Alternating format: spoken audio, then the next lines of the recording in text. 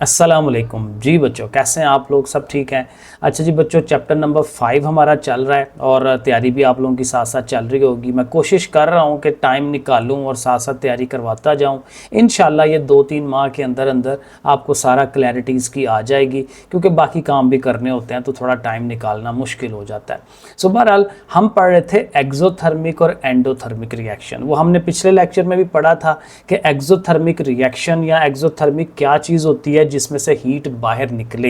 एक्सो का मतलब ही यही है कि हीट का बाहर निकलना, ठीक है, खारिज होना हीट का बाहर आ जाना। और एंडोथर्मिक का मतलब है कि वो जो हीट है वो अंदर जज्ब हो रही है, तो हीट का जज्ब होना, रिएक्शन में इस्तेमाल हो जाना, उसको हम कहते हैं एंडोथर्मिक रिएक्शन। तो इसको थोड़ा सा और तफसीलन हमने पढ़ना है, और ये जो आगे पढ़ने वाली चीज़ें हैं इसमें एग्जाम्पल्स भी हैं और ये काफ़ी इंपॉर्टेंट भी है। इसको एज ए क्वेश्चंस के तौर पर भी हम इसको याद करेंगे। कहते हैं अब फिजिकल और अ केमिकल चेंज। अब चेंज ज़ाहिर है, तब्दीली जो है वो दो तरह की होती है, एक केमिकल है और एक फिजिकल है।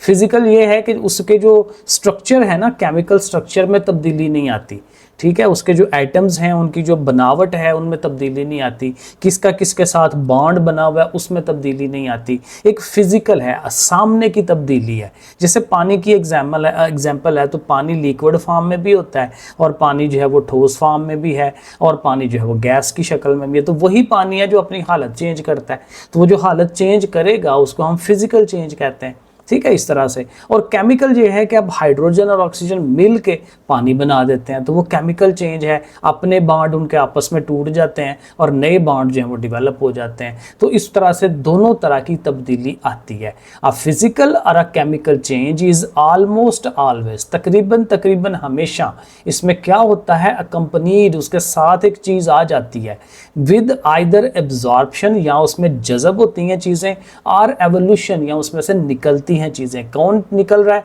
ऑफ हीट निकल रही है। पीछे भी हम यही पढ़ रहे थे कि यहाँ हीट अब्सॉर्ब होएगी या हीट निकलेगी। हीट विच इज इवॉल्व्ड, वो हीट जो बाहर निकलेगी और एब्सॉर्ब या जज़ब होगी ड्यूरिंग अ केमिकल रिएक्शन, एक रिएक्शन के दौरान, is called the heat of that reaction. उसको उस रिएक्शन की हीट का नाम देते हैं, क्योंकि हर रिएक्शन की हीट डिफरेंट होगी। तो ये एज ए डेफिनेशन आप इसको याद करना चाहिए कि अगर वो यही पूछ ले जी हीट ऑफ दैट रिएक्शन क्या है या हीट ऑफ अ रिएक्शन क्या होती है, तो हमें ये दो जो लाइनें एक बनी हुई है इसको हमें दे देना चाहिए। आगे चलते हैं। Chemical reactions in which heat energy is evolved, वो रिएक्शन जिसमें से हीट एनर्जी निकलती है, आर कॉल्ड एक्सोथर्मिक रिएक्शन। आप डेफिनेशन यहाँ से भी कर सकते हैं, लेकिन पीछे भी मौजूद थी। आई थिंक पीछे जो थी पिछले लेक्चर में वो ज़्यादा बेहतर डेफिनेशन थी, तो आप वही रखें।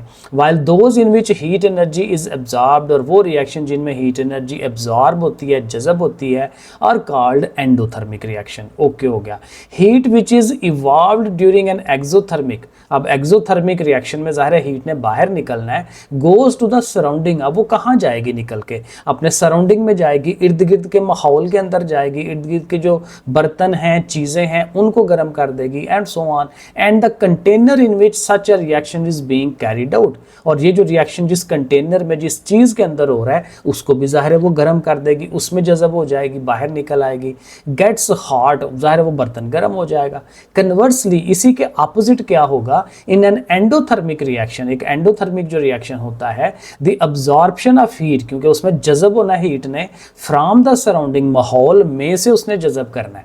क्योंकि देखें हीट ऑलवेज मौजूद है, बाज़ का तो हम खुद उसको हीट देते हैं, बाज़ का तो वो सराउंडिंग से ले लेता है, ठीक है, तो सराउंडिंग से भी बाज़ का ली जाती है हीट, तो इस तरह से भी वो काम अपना चला लेता है। So in an endothermic reaction the absorption of heat from the surrounding will decrease the temperature of the container. तो उससे क्या होगा? कंटेनर का टेम्परेचर कम हो जाएगा। कंटेनर का पहले जो टेम्परेचर था बाद में कम हो जाना है, क्योंकि रिएक्शन क्या कर रहा है? बाहर से खींच रहा है। तो कंटेनर भी तो बाहर वाले सराउंडिंग का हिस्सा है, तो जो कंटेनर है उसका भी टेम्परेचर कम हो जाएगा। कंटेनर मतलब बर्तन की बात कर रहे हैं, जिस बर्तन में हमने उसको रख के तो उसका जो है वो रिएक्शन जो है वो करवा रहे हैं। सो दोनों का समझ आ गया कि जब एक्सोथर्मिक होना है तो हीट बाहर निकलनी है, सराउंडिंग में आ जानी है, कंटेनर को भी उसने गर्म कर देना है, माहौल को, इर्द गिर्द को गर्म कर देना है। और एंडोथर्मिक रिएक्शन में जब हीट जज्ब होनी है तो उसने सराउंडिंग से हीट लेनी है और वो जो कंटेनर होगा उसको वो ठंडा कर देगी, उसका टेम्परेचर डिक्रीज कर देगी। अब आगे देखें, एग्जाम्पल उसकी आ रही है। Hydrogen gas and oxygen gas, hydrogen और oxygen react to give liquid liquid water, ज़ाहिर है उससे पानी बनता है, इज़ एन एक्सोथर्मिक रिएक्शन। वो एक एक्सोथर्मिक रिएक्शन है। और वो रिएक्शन देखें उसने साथ बताया हुआ है 2H2 हाइड्रोजन के 2 मॉलिक्यूल्स हैं, क्योंकि H2 है ना, तो 2 मॉलिक्यूल, पीछे 2 लिखा हुआ, 2 मॉलिक्यूल्स हैं हाइड्रोजन के। ऑक्सीजन का एक ही मॉलिक्यूल है, उसके साथ वो रिएक्ट करेगी और करके क्या बनाएगी, 2H2O।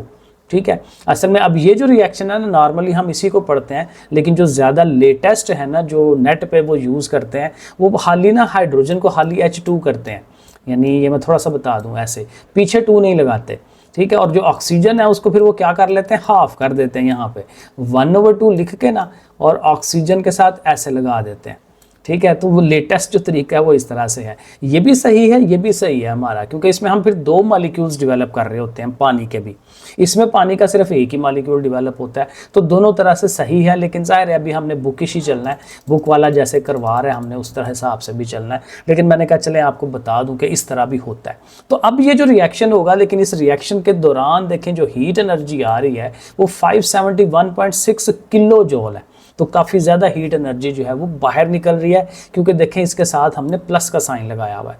तो प्लस का साइन लगेगा तो इसका मतलब हमें समझ आ जाएगा कि ये एक्सोथर्मिक है, हीट जो है वो बाहर निकल रही है। लेकिन जब इसको अलहदा से इसकी एंथैल्पी लिखेंगे, वो जो पहले भी हमने पढ़ा था डेल्टा एच जिसको कहते हैं, उसके साथ अपोजिट साइन लगता है, माइनस का साइन लगता है, ये याद रखना है। ठीक है। अगर रिएक्शन के साथ इक्वेशन के अंदर प्लस है तो अलहदा से जब आप डेल्टा एच देंगे तो वहाँ माइनस लगाना है, और अगर इधर माइनस है वहाँ फिर आपने प्लस लगाना है। तो ये याद रखना है। So 571.6 kg heat energy is evolved, ज़ाहिर ये बाहर निकलेगी ड्यूरिंग दिस रिएक्शन। इस रिएक्शन में if the energy evolved is shown separately, वही बात कि इसको अगर अलहदा से बताया जाए, it is expressed as delta H. Delta H ये एंथैल्पी इसको कहते हैं कि उसमें एंथैल्पी में चेंज कितनी आई, वो है -571.6। ठीक है। इसके साथ minus the same amount of energy will be absorbed. तो कहते हैं इतनी ही एनर्जी जज़ब होगी when the reaction will move in the backward direction. अब इसको वापसी करें, यानी पानी को तोड़ के हाइड्रोजन ऑक्सीजन दोबारा बनाएं। अब पानी का मॉलिक्यूल, इसमें जो फोर्स ऑफ अट्रैक्शन है उसको आप तोड़ना चाह रहे हैं, तो वो उसको ओवरकम करने के लिए आपको एनर्जी चाहिए होगी, और वो उतनी ही एनर्जी चाहिए होगी जो वो बनने में जितनी एनर्जी उसकी लूज हुई थी। तो एनर्जी वापस देंगे, वो टूटेगा और दोबारा से हाइड्रोजन और ऑक्सीजन के मॉलिक्यूल्स में कन्वर्ट हो जाता है। तो ये उसी का कहते हैं बैकवर्ड भी आपको पता होना चाहिए कि रिवर्स रिएक्शन भी हो सकता है। दूसरी एग्जांपल वो दे रहा है कार्बन डाइऑक्साइड। अब ये एग्जांपल्स आपको आनी चाहिए। ये वो सवाल में पूछ सकता है कि भाई एक्सोथर्मिक रिएक्शन क्या होते हैं, और एक उसके एग्जांपल जो है वो बताएं साथ। तो आप एग्जांपल इस तरह से, पानी वाली बेहतरीन एग्जांपल है ये, आप उसको दे सकते हैं।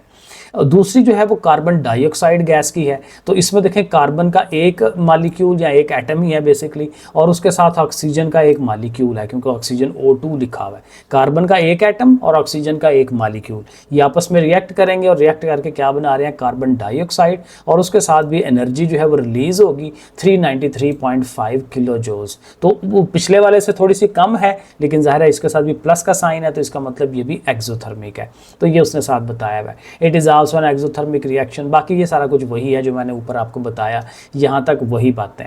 Both the reaction mentioned above are the example of exothermic changes. ज़ाहिर है एक्सोथर्मिक तब्दीलियाँ आ रही हैं। The following reaction represent endothermic. तो ये 2 रिएक्शन एक्सोथर्मिक के आपने याद करने हैं लाजमी। अब एंडोथर्मिक की डेफिनेशन है या उसकी एग्जांपलें दे रहा है।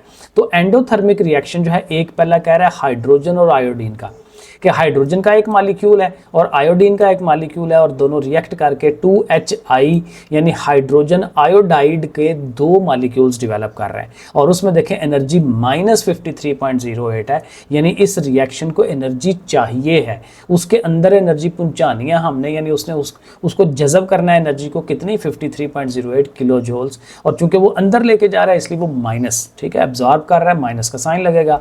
और एंथैल्पी बतानी होगी तो फिर वही बात कि उसको आपने डेल्टा एच 53.08 पॉजिटिव बताना है, उसी का अपोजिट। और दूसरी एक और है नाइट्रोजन और ऑक्सीजन की, और नाइट्रोजन और ऑक्सीजन की बड़ी इंटरेस्टिंग इंफॉर्मेशन है। अब यहाँ बेसिकली ये होता है कि ये जो नाइट्रोजन और ऑक्सीजन आपस में रिएक्ट करके नाइट्रिक ऑक्साइड बनाते हैं, ये हवा में बनता है। आसमानी बिजली जब चमकती है तो उससे उसको एनर्जी मिलती है, और अच्छी खासी एनर्जी उसको चाहिए होती है, वो एनर्जी वहाँ से वो हासिल करता है, और ये हवा के अंदर बनता है। तो ये रिएक्शन जो है, नाइट्रोजन का एक मॉलिक्यूल है, ऑक्सीजन का एक मॉलिक्यूल है और दोनों मिलके क्या बना रहे हैं, नाइट्रिक ऑक्साइड, और उसके 2 मॉलिक्यूल्स डेवलप कर रहे हैं। और ये भी एंडोथर्मिक रिएक्शन है क्योंकि ये माइनस साइन लिखा हुआ है। यहाँ से हमें पता चल रहा है एंडोथर्मिक है, 180.6 किलो जूल्स एनर्जी इसको चाहिए, और एंथैल्पी चेंज जो है वो डेल्टा एच पॉजिटिव है 180.6। तो यहाँ तक 2 एग्जाम्पल है एक्सोथर्मिक की, 2 एग्जाम्पल्स एंडोथर्मिक की। एक इंटरेस्टिंग इन्फॉर्मेशन उसने दी हुई है, ये इंटरेस्टिंग है। हीट इवॉल्व और absorb during a reaction is used, कहता है इस अमल को हम इस्तेमाल करते हैं एक्सोथर्मिक और एंडोथर्मिक को, ठीक है। कहाँ इस्तेमाल करते हैं, इन सेल्फ हीटिंग और सेल्फ कूलिंग पैक्स। ये मार्केट से ना पैक मिलते हैं बाकायदा। आप कहीं जा रहे हैं या आपको एमरजेंसी एकदम से ज़रूरत पड़ गई है हीट की, ठीक है, तो हीट की ज़रूरत पड़ी है, तो आपने ये पैक निकाला जो एक्सोथर्मिक रिएक्शन वाला पैक है, उसमें केमिकल्स होंगे, तो वो कुछ तरीकाकार होगा उसका, तो उसको करके तो आपको एकदम से एनर्जी जो है वो मिल जाएगी। उससे आपने कुकिंग करनी है या कोई और तरीकाकार यूज़ करना है, तो फ़ौरन के फ़ौरन एनर्जी अगर हमें चाहिए तो उसके लिए ये जो सेल्फ हीटिंग पैक्स है वो लोग अपने साथ लेके जाते हैं। और इसी तरह से अपोजिटली अगर हमें ज़ाहिर है किसी चीज़ को एकदम से ठंडा करना है तो सेल्फ कूलिंग पैक भी मिलते हैं। तो कहते हैं ये बड़े इंटरेस्टिंग चीज़ें हैं। दीज पैक्स कंटेन रिएक्टेंट्स, इनके अंदर रिएक्टेंट होते हैं जिन्होंने रिएक्शन करना होता है, दैट अंडरगोज एन एक्सोथर्मिक और एंडोथर्मिक रिएक्शन, ठीक है। तो इसमें से इंफॉर्मेशन में से वो सवाल पूछ सकता है कि self heating and self cooling PACS क्या होते हैं और उसका मकसद क्या होता है, तो वो यहाँ से हम उसको बता देंगे। आगे चलते हैं। अब यहाँ आगे ना इनके यूजेस आ रहे हैं, ये भी वैसे यूजेस ही था लेकिन और उसने डिटेल में यूजेस बताए हुए एक्सो के और एंडो के। तो कहते हैं our present day living condition, ज़ाहिर है आजकल जो हम जिंदगी गुजार रहे हैं, डिपेंड हैविली, बहुत ज़्यादा वो इन्हिसार कर रही है on the availability of energy, energy के वो होने पे। क्योंकि अब ज़ाहिर है ये देखें ना, लाइटें शाइटें जलाई हुई हैं, नेट चल रहा है, कंप्यूटर चल रहे हैं, मोबाइल चल रहे हैं, तो ये कहाँ से चल रहे हैं, एनर्जी से। इलेक्ट्रिकल एनर्जी जो है वो उसको प्रोवाइड करते हैं और वहाँ से ये सारी चीज़ें चलती हैं। लोग एसी चला रहे हैं, बड़ी बड़ी चीज़ें मशीनें चल रही हैं एंड सो ऑन, तो एनर्जी चाहिए है। Exothermic chemical reactions are extensively use, तो कहते हैं एक्सो वाले जो रिएक्शंस हैं वो हम यूज़ करते हैं क्योंकि उसने एनर्जी निकालनी है to fulfil our requirements. In such reactions, इन रिएक्शनों में chemical energy is converted into heat energy. पीछे भी हमने यही पढ़ा कि केमिकल एनर्जी को हीट में कन्वर्ट किया जाता है। वी बर्न फ्यूल्स लाइक, अब ज़ाहिर है ये पहली समझ लें कि फ़ायदा, उसका पहला फ़ायदा मैंने इसलिए ब्रैकेट कर दिया है कि अगर आपने फ़ायदे बताने हैं भाई, एक्सो एंडो के फ़ायदे बताने हैं, अब यहाँ से फिर आप उसको नंबर 1 नंबर 2 याद करेंगे और ये आपका एक सवाल बन जाएगा। We burn fuel like gas, oil and coal, ठीक है ना, गैस को, तेल को, कोयले को हम बर्न करते हैं, आग लगाते हैं, और क्या करते हैं, उससे हमें हीट मिलती है टू कुक फूड, खाना बनाते हैं, फॉर अदर हीटिंग पर्पसेस, और भी काम है in our homes and industry, घरों में भी और इंडस्ट्री के अंदर। ड्यूरिंग दिस बर्निंग प्रोसेस, अब है ये जो बर्निंग का, जलने का अमल हो रहा होता है, अब ज़ाहिर है ये जलने का अमल है, इसको कंबस्चन भी कहते हैं। ये भी याद रखें, कभी आ जाए ना कंबस्चन क्या है तो आपने कहना भाई जलने का सिंपल जो अमल है, कोई भी चीज़ जब जलती है तो जलने के अमल को कंबस्चन कहा जाता है, ये भी याद रखना है। तो कहता है इस कंबस्चन के दौरान substances present in fuel, fuel के अंदर जो चीज़ें हैं रिएक्ट विद ऑक्सीजन, वो माहौल के जो अंदर जो ऑक्सीजन मौजूद है उसके साथ रिएक्ट करती हैं। कभी आपने देखा होगा कि कहते हैं आग बुझानी हो ना, अब आग क्यों लगी होती है, क्योंकि आग के इर्द गिर्द ऑक्सीजन मौजूद है, तो वो ऑक्सीजन जो है वो उस आग जिस चीज़ को लगी हुई है उसके मटेरियल के साथ रिएक्ट कर रही है और रिएक्ट करके जो है वो आग वगैरह जो है जला रही है। तो आग को आपने बंद करना है तो एक सिंपल सा टोटका होता है कि आप उसकी इर्द गिर्द की ऑक्सीजन किसी तरह ख़त्म कर दें। जैसे वो सिलेंडर के वो एक साइड पे आग लगी हो तो फ़ौरन गीला तौलिया लेके उसको लपेट देते हैं, तो उसका फ़ायदा ये होता है कि वो लपेटने से बाहर की ऑक्सीजन उसको जाती नहीं है, तो जाती नहीं है तो फ़ौरन रुक जो वो बंद हो जाती है, क्या उसकी जो आग लगी हुई है, ठीक है। तो इस तरह से होता है। तो ऑक्सीजन बेसिकली आग लगने के लिए बड़ा ज़रूरी है, तो आग को अगर ख़त्म करना है तो ऑक्सीजन ख़त्म कर दें। तो इस तरह से बहरहाल वो कह रहा है कि फ्यूल के अंदर जो सब्सटेंसेस चीज़ें मौजूद हैं उनसे ऑक्सीजन रिएक्ट करती है, ऑफ द एयर, ज़ाहिर है हवा के अंदर ऑक्सीजन है, to produce a certain amount of heat, तो ज़ाहिर उससे हम हीट बना लेते हैं। नंबर 2 पॉइंट है food such as fats and carbohydrates, जो हम खाना खाते हैं, खाना खाने के मैंने काफ़ी सारी इस पर रिसर्च की है, तबीयत ख़राब हो गई थी, तो जो खाना खाते हैं उसमें 4-5 बड़ी मोटी मोटी चीज़ें हैं। वो कहते हैं सबसे ज़्यादा ना हम लोग बेसिकली खा रहे होते हैं कार्बोहाइड्रेट्स, जो हम रोटी खाते हैं, चावल खाते हैं, जो मीठी चीज़ें खाते हैं वो कार्बोहाइड्रेट्स होती हैं, वो भी ज़रूरी है हमारी बॉडी के लिए, लेकिन वो एक्स्ट्रा हो जाए तो नुकसान देती हैं। फैट्स हैं, चर्बी वगैरह, वो भी बाज़ का एक्स्ट्रा हो जाए तो नुकसान देती हैं, लेकिन ज़रूरी भी हैं, एक लिमिट तक ज़रूरी होती हैं। लेकिन ज़्यादा जो अच्छी चीज़ है वो प्रोटीन्स हैं, मिनरल्स हैं, ठीक है, फाइबर है, ये चीज़ें। तो ये सारी चीज़ें ना हमारी खाने का हिस्सा है, जो हम मुख्तलिफ तरह की चीज़ें खाते हैं। तो इनको जब खाते हैं तो अंदर जाके, जब ज़ाहिर है वो अंदर भी ऑक्सीजन जाती है, ऑक्सीजन इनसे रिएक्ट करती है और उससे एनर्जी बनाई जाती है। तो वो एनर्जी जो है वो बेसिकली वो भी एक्सोथर्मिक रिएक्शन है, तो उसकी वो बात कर रहा है। Food such as fats and carbohydrates are important biological fuel, कहते हैं ये भी एक फ्यूल की तरह बिहेव करते हैं। ड्यूरिंग मेटाबॉलिज्म, मेटाबॉलिज्म वही है कि खाने को तोड़ना और उससे energy banana.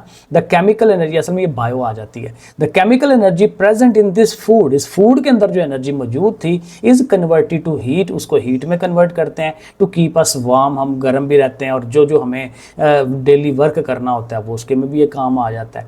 Number 3 point, a large portion of electricity is produce, कहता है बिजली जो है, बहुत ज़्यादा बिजली हम जो है बनाते हैं at power stations by burning fuel, fuel के ज़रिए भी। अब आहिस्ता आहिस्ता इसको हम कम करते जा रहे हैं, लेकिन एक टाइम था, अभी भी वैसे काफ़ी ज़्यादा फ्यूल्स वगैरह को यूज़ किया जाता है, ऑयल है, कोयला है, उसको यूज़ करते हैं, लेकिन उससे माहौल असल में ख़राब हो रहा है। तो ज़्यादा सोलर पैनल्स पे, विंड एनर्जी पे, ठीक है, और इस तरह की चीज़ों की तरफ जाना शुरू हो गए हैं।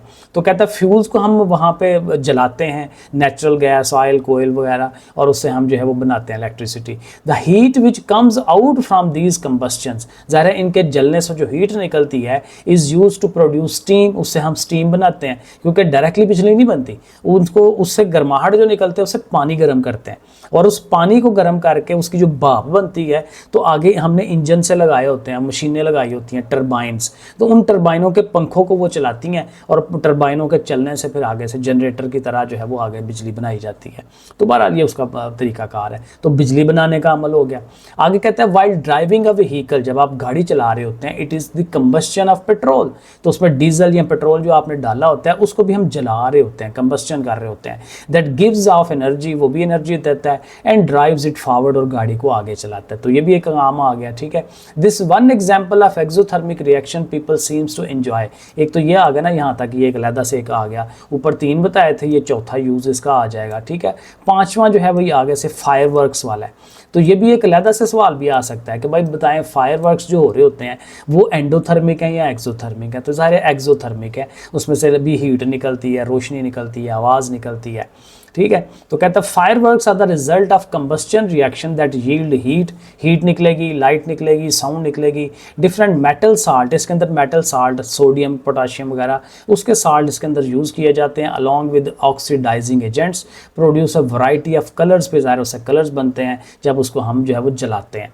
तो ये सारे 4-5 जो हैं वो यूजेस हैं, ये आप याद कर सकते हैं कि एक्सोथर्मिक के इस्तेमालात हम कहाँ कहाँ करते हैं। ये इंपॉर्टेंट सवाल है, शार्ट भी बन सकता है, लॉन्ग भी बन सकता है। शार्ट में 1-2 पूछ ले, लॉन्ग में तफसील पूछ ले, तो तफसीलन फिर हमें बताना है। ये एक्सरसाइज उसने 3 सवाल दिए हैं, ये मैंने इनके आंसर्स वर्ड में बनाए हुए हैं। अभी इसी लेक्चर के एंड पे मैं आपको इनको एक्सप्लेन कर दूंगा। आगे चलते हैं। अच्छा, आगे कहते हैं let us now examine the reason why the chemical reactions are either exothermic और एंडोथर्मिक। अब कहते हैं कि अब रीजन का पता चलाते हैं कि अब एक रिएक्शन होने लगा है तो ये क्यों एक्सो है, या जो दूसरा कोई होने लगा तो वो क्यों एंडो है, क्यों उसको एनर्जी चाहिए, क्यों वो एनर्जी रिलीज कर रहा है। तो उस क्यों का आंसर जो है अब यहाँ पे हम फाइंड करेंगे। कहता है chemical reaction mainly involve the processes which involve bond breaking and bond formation, यानी जब हम रिएक्शन करवाते हैं तो कहते हैं उसमें 2 काम होते हैं, या चीज़ों में बॉन्ड बन रहा होता है या बॉन्ड टूट रहा होता है। क्योंकि बेसिकली जो एक नई चीज़ बनती है वो कैसे बनती है कि 2 चीज़ें आई, हाइड्रोजन और ऑक्सीजन आमने सामने आई, उनके दरमियान फोर्स ऑफ अट्रैक्शन डेवलप हुई, और जाहिर है वो कैसे होगी वो भी पीछे पड़ा था। वो कोवलेंट बॉन्ड बनता है, केमिकल बॉन्ड बनता है, इलेक्ट्रॉन्स का ट्रांसफ़र करने से बनता है। सो बेसिकली बॉन्ड बनता है। तो बॉन्ड यहाँ बनेगा या कहीं टूट रहा होगा। अब ये उसने एक साथ एग्जाम्पल दे के हमें वो समझाएगा। इन द फॉलोइंग रिएक्शन, जो भी रिएक्शन नीचे आने लगा है, the chemical bonds between the atoms present in the molecules of hydrogen and oxygen, hydrogen का एक मॉलिक्यूल है H2 सॉरी और ऑक्सीजन का जो एक मॉलिक्यूल है O2, तो इनके दरमियान जो आपस में बॉन्ड है, देखना H2 है तो H2 का मतलब क्या है कि 2 हाइड्रोजन के एटम थे, ठीक है, ऐसे करके, और उनके दरमियान जो है आपस में बॉन्ड बना हुआ है।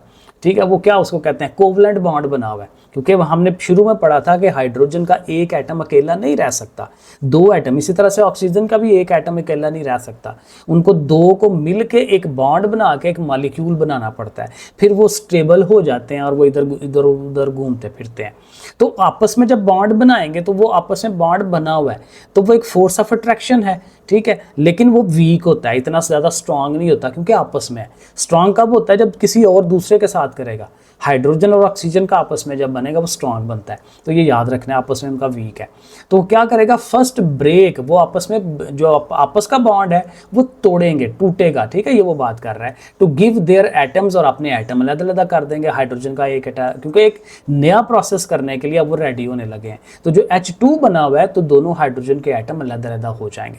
अब यहाँ देखिए उसने सारा करके दिखाया हुआ है, पहले तो उसने पूरा रिएक्शन दिया है ना भाई, 2H2 है, वो ऑक्सीजन का O2 आएगा और उसके साथ मिलके 2H2O, बड़ी दफ़ा हमने ये पढ़ा हुआ है कि भाई हाइड्रोजन और ऑक्सीजन मिलके पानी के दो मॉलिक्यूल्स जो हैं वो डेवलप कर रहे हैं। लेकिन देखिए नीचे उसने बताया क्योंकि 2H2 यूज़ हुआ है तो टोटल कितने हैं हाइड्रोजन के, 4 एटम्स हैं हाइड्रोजन के, तो चारों एटम्स जो हैं वो अपने बॉन्ड तोड़ के अलग अलग हो जाएंगे, 4H बना लेंगे। इसी तरह ऑक्सीजन का चूंकि एक ही मॉलिक्यूल है O2, 2 एटम्स हैं उसके, तो वो दोनों एटम्स भी अलग अलग हो जाएंगे, ठीक है। तो ये बेसिकली क्या हुआ कि आपस में उनका जो वीक बॉन्ड था वो टूट गया, एटम्स उनके अलग अलग हो गए।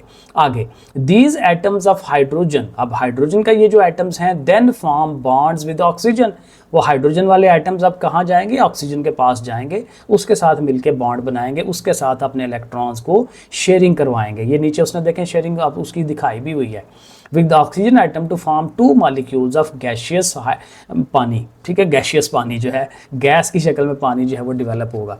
सो देखें बेसिकली क्या हो रहा है, ऑक्सीजन के आउटर मोस्ट शेल के अंदर 6 इलेक्ट्रॉन्स हैं, तो 2 इलेक्ट्रॉन देखें ये पड़े हुए हैं, थोड़ा इसको मैं बड़ा करके दिखाता हूँ, थोड़ा क्लैरिटी जो है वो आपको आएगी। ये देखें 2 एटम्स जो है ये बाहर पड़े हुए हैं, ठीक है, इधर 2 इधर पड़े हुए हैं, तो 4 ये हैं। अब एक एटम यहाँ आएगा, एक एटम इधर से हाइड्रोजन का आएगा, तो 2 ये आ गए। अब लेकिन ज़ाहिर पूरे कितने होते हैं, 8 होते हैं पूरे, तो इधर से एक और हाइड्रोजन आएगा, वो भी अपना एक एटम लेके आएगा, और ऑक्सीजन के पास भी एक एटम यहाँ पे मौजूद है। तो एटम ऑक्सीजन के पास 6 थे ना, तो 4 उसके आज़ाद रह जाएंगे, 2 जो हैं इधर से हाइड्रोजन के साथ बॉन्ड हो जाएंगे, एक इस वाले हाइड्रोजन के साथ, एक इस वाले हाइड्रोजन के साथ, तो वही 2 इधर से 2 इधर से 4 ये 4 पहले वाले 8 उसके पूरे हो जाएंगे। तो इसी तरह से दूसरे के साथ भी यही होगा। तो ये एक देखना, ये सारे का सारा एक वो जो है मॉलिक्यूल बनेगा पानी का, और पानी का दूसरा मॉलिक्यूल जो है वो ये वाला बन रहा है। अभी हमने ऊपर यही पढ़ा था कि पानी के 2 मॉलिक्यूल्स डेवलप होंगे, ठीक है। तो इस तरह से करके ये चीज़ जो है वो डेवलप होगी। अब ये जो बॉन्ड बन रहा है ये ज़्यादा स्ट्रॉन्ग होना है, इसको स्ट्रॉन्ग बॉन्ड कहते हैं। तो इस तरह से ये बॉन्डिंग इनकी पूरी होनी है। अब देखें असल काम की तरफ अब आने लगे हैं कि वो जो एक्सो और एंडो की बात करने लगे थे वो अब आएगी। Breaking of bonds of H2 and O2, यानी आपस का अपना जो बॉन्ड है जब उन्होंने तोड़ा है, H का H के साथ, O का O के साथ, तो वो क्या कर रहा है, एब्जॉर्ब एनर्जी, उसको एनर्जी चाहिए, क्योंकि उनका जो बॉन्ड आपस में बना हुआ है उसको तोड़ना है। तो तोड़ना ऐसे समझ ले मैग्नेट है, तो एक एटम इधर है एक एटम इधर है, आपस में जुड़े हुए हैं, फोर्स ऑफ अट्रैक्शन है। अब आप जोर लगा के एक को पीछे की तरफ करेंगे ना, तो वो जो जोर लगाना है वो जोर उसको देना पड़ेगा। वो जोर बेसिकली एनर्जी है, तो उसको एनर्जी हम दे रहे हैं, यूज करवा रहे हैं, उसकी वजह से उसको पीछे कर रहे हैं और वो बांध टूटेगा। एक एग्जाम्पल दे रहा हूँ, मिसाल से समझा रहा हूँ, ठीक है ना। तो उसको एनर्जी हम देंगे तो फिर वो बांध टूटेगा। तो एनर्जी देने का मतलब उसने अपने अंदर एनर्जी एब्जॉर्ब की, ठीक है, वो एंडोथर्मिक रिएक्शन हो जाएगा, ठीक है। तो ये वो बात कर रहा है, एंडोथर्मिक ये प्रोसेस है। While making of bond between H and O evolves energy, लेकिन कहता है जब हाइड्रोजन और ऑक्सीजन ने मिलना है तो मिल के जो एक नया बॉन्ड बनाना है तो वो एक्सोथर्मिक रिएक्शन होना है, वहाँ से हीट वो बाहर निकलनी है, क्योंकि यहाँ में भी उसके पास जायद एनर्जी होगी, तो वो जायद एनर्जी जो है वो बाहर निकल आएगी। लेकिन ये अब ये स्ट्रॉन्ग वाला है। In this reaction weaker bonds are broken, तो जाहिर है कि वीकर वाले टूटे हैं, यानी H2 का O2 का बॉन्ड वो टूटा है, hence less energy is absorbed. अब चूंकि वीकर टूटा है ना, तो वीकर टूटा है तो वो टूटने वाला जो बॉन्ड है वो एब्जॉर्ब कर रहा है एनर्जी, लेकिन वीकर है तो फिर थोड़ी एनर्जी उसको चाहिए होगी। तो जो एंडोथर्मिक रिएक्शन हुआ है वो थोड़ी एनर्जी एब्जॉर्ब हुई है, लेकिन जो एक्सोथर्मिक रिएक्शन जो दूसरा हुआ है, हाइड्रोजन और ऑक्सीजन आपस में मिले हैं, तो वो स्ट्रॉन्ग बॉन्ड है, तो स्ट्रॉन्ग बॉन्ड में ज़्यादा एनर्जी होती है, तो ज़्यादा एनर्जी, और वो ज़ाहिर है एक्सोथर्मिक है तो ज़्यादा एनर्जी बाहर आएगी। यानी ज़्यादा एनर्जी बाहर आ रही है, कम एनर्जी अंदर जा रही है। अब फॉर एग्जांपल जो अंदर एनर्जी जा रही है वो 20 है और जो ज़्यादा एनर्जी है वो 30 है, तो फिर 30 में से 20 निकाल दें तो टोटल क्या आया 10, यानी एक्सो ज़्यादा हुआ। तो फिर एक्सो ज़्यादा है तो फिर ओवरऑल रिएक्शन जो है वो एक्सो होना चाहिए। तो इस तरह से वो बात कर रहा है। So hence less energy is absorbed, जो एनर्जी एब्जॉर्ब हुई है कम हुई है in this system, while the bond which are formed in water molecule are stronger, और ज़ाहिर है जो बॉन्ड बना है वो स्ट्रॉन्ग बना है, मजबूत बना है, एंड दस ग्रेटर एनर्जी इज इवॉल्व, इस वजह से ज़्यादा एनर्जी बाहर निकली है। Hence the energy which is evolve, इस वजह से जो एनर्जी बाहर निकली है इज़ मोर, वो ज़्यादा है, then the energy which is absorb, उस एनर्जी से जो उसके अंदर जज़ब हुई है। The overall reaction is thus exothermic. तो इसका मतलब जो एंड रिजल्ट ये निकला कि जो ओवरऑल रिएक्शन है, क्योंकि दो तरह के काम उसमें हुए हैं, तो ओवरऑल जो है वो एक्सोथर्मिक है, क्योंकि एक्सो हावी हो जाएगा, एक्सो में ज़्यादा एनर्जी निकली है, एंडो में कम एनर्जी अब्जॉर्ब हुई है, तो ओवरऑल जो है, और ये उसने देखें बताया भी है। अच्छा, यहाँ उसने जो रिएक्शंस के अंदर बताया हुआ है, ये दिखाया हुआ है कि हाइड्रोजन का जब एक मॉलिक्यूल टूटेगा, ठीक है, और दो हाइड्रोजन के एटम्स बना देगा, तो उसमें जो एंडोथर्मिक जो एनर्जी उसको चाहिए थी वो 435 थी। एक मॉलिक्यूल की बात हो रही है, लेकिन यहाँ पे तो दो मॉलिक्यूल यूज़ हुए। तो देखें यहाँ पे उसने बताया है since 2 moles of hydrogen has taken place, ज़ाहिर है हाइड्रोजन जो मॉलिक्यूल है उसके 2 मोल्स इस्तेमाल हुए हैं इस रिएक्शन में। So total energy absorbed in the reaction, hydrogen के 2, देखें अब ये शुरू में 2 लगा दिया हमने क्योंकि 2 यूज़ हुए हैं, तो फिर उसका मतलब वो 4 एटम्स बनेंगे, 4H बनेगा, क्योंकि 2 2s are 4 होता है, और उसमें एक में टूटने से 435 हुआ है ना, तो 2 का कितना हो जाएगा 870, 435 और 435 जमा करेंगे तो 870 बनेगा। तो हाइड्रोजन के टूटने से जो एनर्जी उसको चाहिए थी, जो उसने एब्जॉर्ब की एंडोथर्मिक एनर्जी, वो कितनी है 870 किलो जूल्स। ठीक हो गया। अब इसी तरफ दूसरी तरफ आए तो जो ऑक्सीजन है, अब ऑक्सीजन का एक एटम जब टूट रहा है और 2 ऑक्सीजन बना रहा है उसके एटम, तो वो जो एनर्जी उसने एब्जॉर्ब की है वो 498 है, और वो एक ही हमने तोड़ा, 2 नहीं तोड़े, तो एक ही आएगा, तो वो 498 जो है वही हमारे पास आ जाएगा। अब ये दोनों बॉन्ड्स टूटे हैं, हाइड्रोजन के भी टूटे हैं, ऑक्सीजन के भी, तो इन दोनों एनर्जीज़ को प्लस करेंगे, तो प्लस करके कितनी एनर्जी आएगी 1368, 1368 1368 किलो जूल एनर्जी जो है, इतनी उसको चाहिए, एब्जॉर्ब करेगा अपने इन एटम्स को तोड़ने के लिए, अलग-अलग करने के लिए। लेकिन अगला जो प्रोसेस है, it means 1368 kilo joule energy is absorb, ज़ाहिर ये एब्जॉर्ब हुई है व्हेन 2 मोल्स ऑफ हाइड्रोजन, ठीक है, 2 मॉलिक्यूल कह लें या 2 मोल्स कह लें, एक ही बात है, 2 moles of H2 and 1 mole of O2 break their bond, अपने बॉन्ड को उन्होंने तोड़ा है, to convert themselves into atoms. अब अगले प्रोसेस में आएगा, ये देखें, वो इंफॉर्मेशन बाद में पढ़ते हैं। Total energy evolve in the formation of 4 OH bond.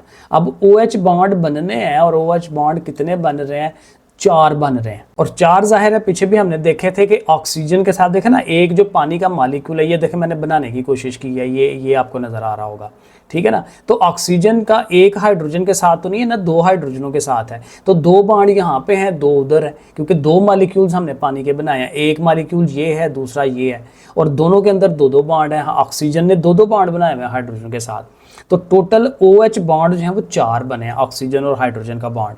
तो 4 बॉन्ड की जो टोटल एनर्जी बनती है 1936, क्योंकि अकेले की कितनी थी, अकेले की उसने ये देखें 484 बताई हुई है, 484 OH की, देखें ना OH का उसने बनाया हुआ, तो 484 है, इसको 4 से ज़रब दें तो ये कितना बन जाता है, ये बन जाता है 1936, ठीक है। तो 1936 इतनी एनर्जी निकलनी है। अब जो एब्जॉर्ब हो रही थी वो 1368 है, ठीक है, तो अब ज़ाहिर है जो वो निकल रही है वो 1900 समथिंग है, तो दोनों में फ़र्क आ गया।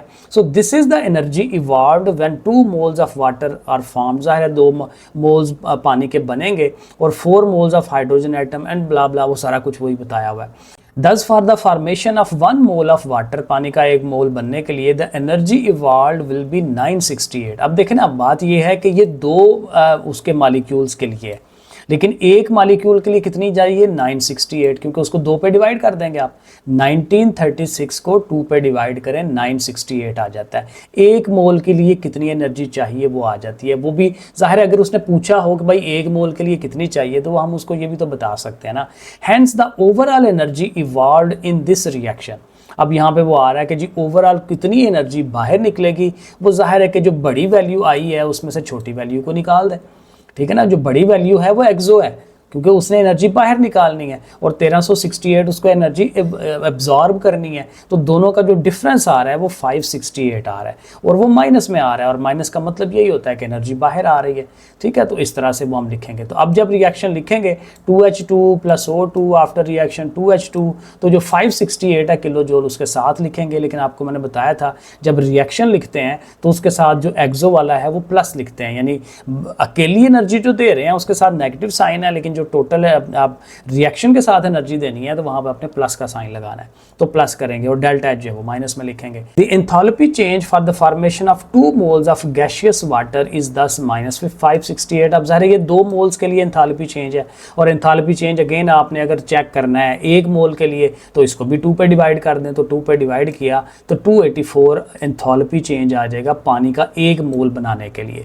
तो ये इस तरह से यहाँ तक आई थिंक डन रखते हैं। आगे ये एक सैम्पल एक प्रॉब्लम उसने ये भी दी हुई है, एक्सरसाइज का एक सवाल दिया हुआ है। अब ये अगले लेक्चर के साथ करेंगे, क्योंकि अभी जो पीछे हमने 3 छोड़े हैं उनको भी पढ़ना है। ये इंटरेस्टिंग इन्फॉर्मेशन भी अहम थी जो मैंने आपको बताया था कि नाइट्रोजन और ऑक्सीजन आपस में जब रिएक्ट करती हैं तो बादलों के अंदर जो है, देखिए ये उसने लिखा हुआ नाइट्रोजन ऑफ एटमॉस्फेयर, माहौल के अंदर जो नाइट्रोजन है react with oxygen to produce nitric oxide in the presence of lightning, ठीक है। बिजली जब चमकती है तो उनके प्रेजेंस में ये चीज बनती है nitric oxide. This is because reaction is highly endothermic, क्योंकि ये जो रिएक्शन है हाईली एंडोथर्मिक है, इसको एनर्जी चाहिए होती है। So only lightning can provide enough energy, तो वो जो बिजली चमकती है वो एनर्जी इसको प्रोवाइड करती है ये रिएक्शन करने के लिए। और ये जो इन्फॉर्मेशन है कहता है bond dissociation energy of H2 is 435। ये हमने पहले पढ़ लिया लेकिन इसको आप याद कर लें कि हाइड्रोजन, क्योंकि ये MCQ में या शॉर्ट क्वेश्चन में पूछ सकता है कि बॉन्ड हाइड्रोजन का बॉन्ड आपस में तोड़ने के लिए जो एनर्जी हमें चाहिए वो कितनी है 435 किलो जूल, ये आपने याद रखना है। और ऑक्सीजन के लिए ऑक्सीजन का मॉलिक्यूल का आपस में बॉन्ड तोड़ना है तो आपको 498 चाहिए। ऑक्सीजन वाले की ज़्यादा है, हाइड्रोजन की वाले की थोड़ी सी कम है।